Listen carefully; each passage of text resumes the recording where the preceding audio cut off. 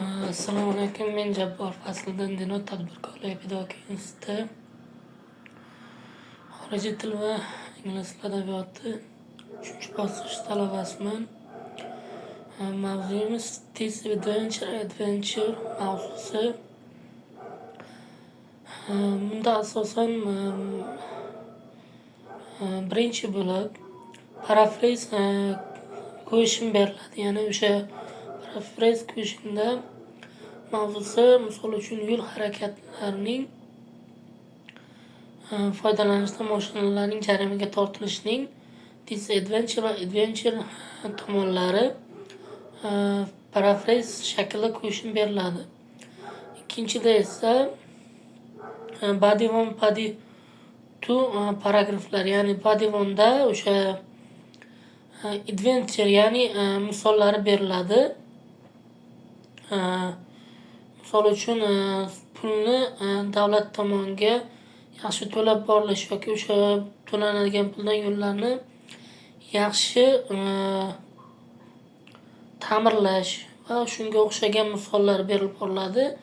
Body 2da esa o'sha disadvantage ya'ni yomon taraflari, misol uchun avtomashinalarning ishlab chiqarilishi kamayib ketishi yoki o'sha mashinalarga bo'layotgan talablarning kamayib ketishi. Conclusionda esa o'sha katta sababi va katta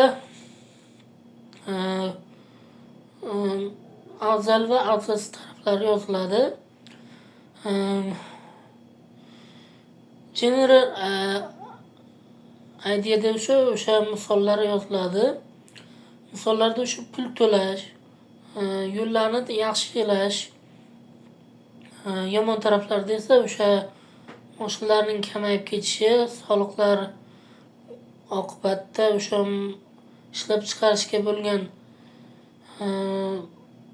talablar kamayib ketishi mumkin. Misol uchun endi listlarda ko'rib chiqamiz va stage qilib chiqamiz. Birinchi stageda o'sha